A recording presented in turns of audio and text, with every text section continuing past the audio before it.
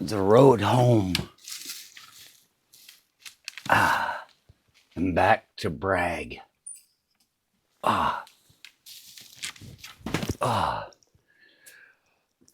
You make that trip enough times.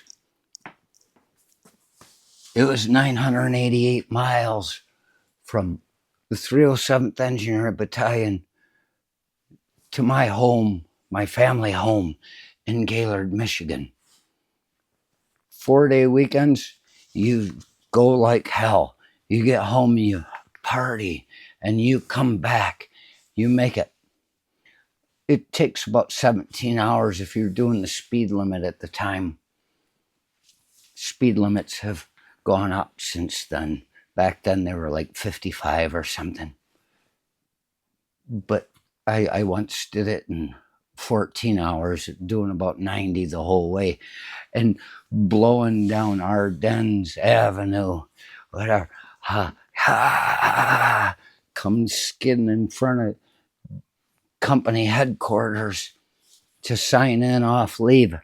You had to be in by midnight. It was 11:59.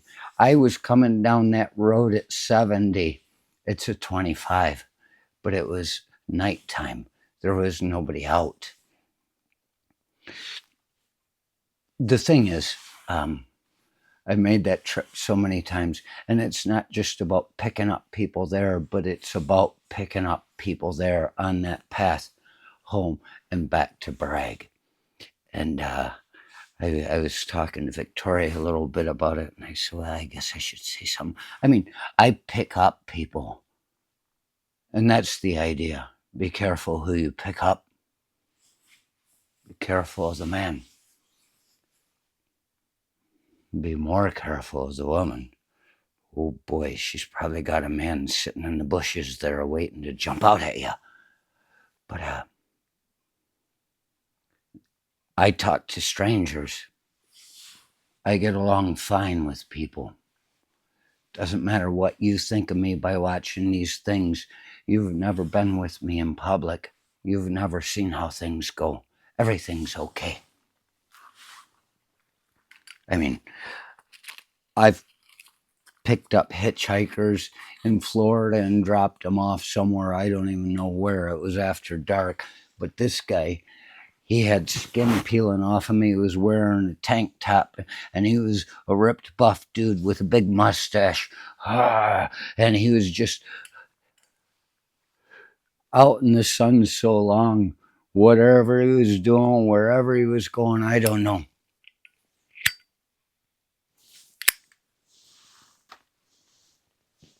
But he was fried and skin was peeling off him.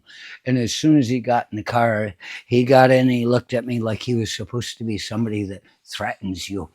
And I'm take off, flying down the road, and I see orange bags on the side of the road. Garbage bags, people picking things up, being decent citizens. And I said, look at that. I said, you just chop them up, put them in a bag, and leave them by the side of the road, and they pick them up here in Florida.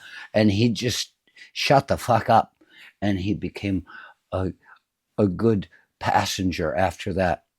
Didn't talk, just rode along, dropped him off where he was going. There was another guy that I picked up when I was going to San Jose the one time.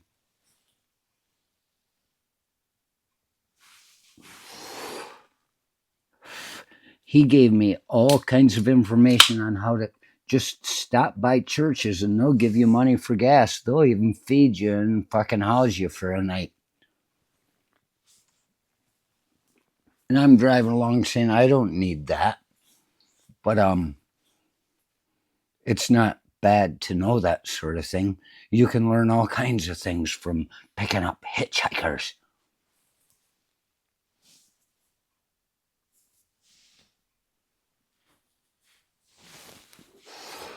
There was one time I talked about, and that's what it brought it up with Victoria, was that on one of these trips, I didn't have anybody in the car at the time. I've picked up people that don't speak my language and let them sit in the back seat while I watched and knew the knife was under my seat. And I've dropped them off places where they need to be. But the one time I was going back home from Bragg, I believe it was, I've been all over this country and I don't know why I take different routes, but I have to see it all and I need to know how to get away and which way to go. Somehow I ended up coming through what I'm sure was the town of Williamsburg, and it might have been Virginia. It was pitch after dark. Um, it's nothing, and I'm coming into this town, and I'm sure there was a sign saying it was a historic place from the Civil War. And as I'm pulling into this little, it was more like a village. Like they had it set up. I don't know, but somehow I ended up driving through this thing, and there was this damn mist about 4 feet off the ground that was just a straight line. And I'm driving in, and all the lights were off. Nothing was happening. I said, "This is fucking weird as shit. I got to get out of here." That's one of my catchphrases. It's never done me wrong. I got to get out of here. And I just got the fuck out of there. I picked a guy up in Apex, North Carolina, off the side of the road once, some young kid, and he was going to Ohio. So I said, "Okay, take you." And I'm flying down through, the freeways, whatever they are. I don't even know anymore. Um, I know the trip started out with 423, but he said to me that I drove like a race car driver because I was just flying along. I take the curves. I take, and basically it's not about trying to get there faster. It's saving gas mileage. And you do get there about 5-10 minutes earlier if you work your curves right and everything like that on a long trip. But there it is. And I found out when we got there, I said, "Just tell me where you're going." And I took him up into these fucking hills with these battered old homes. And I picked him up after dark, and it was still pitch black when I dropped him off in Ohio. So I must have made good time. And he went up to the house, and I felt like I'd pulled into a drug dealer's den. But there was never a problem. I picked people up. I talked to strangers.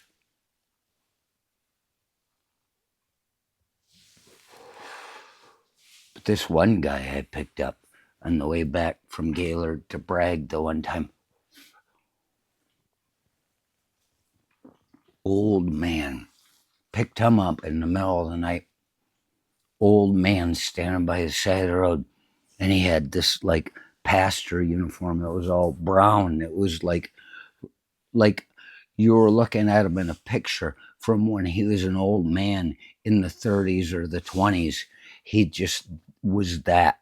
And he got in the car, and he was very quiet the whole time. He just rode and he looked out the front window, and and he reminded me of that guy from Poltergeist, the preacher. When it might have been Poltergeist too, when he comes up to the house and knocks on the door and he's trying to get in, he says, "You're gonna die. You're gonna die. You're all gonna die." And I was like, I'm fucking giving this guy a ride. And look at this. This from my time in Europe there with a friend of mine. You may see other things. There are always girls around. I don't know why. I wasn't with them. But there, look at this fucker. There's this old man. He looked like the preacher a little bit with his cradly old wife. And I rode the train with him around Barcelona, Spain, somewhere. Oh, look, there's a bullfighting arena, and there's me at a sarcophagus, you know, I'm just by a fucking coffin. Look how happy I am. I'm used to it. I grew up next to cemeteries. But so this guy, I picked him up. Oh, and when I picked this guy up, he told me where he was going, the exit, and I said, all right, I'll drop you off there.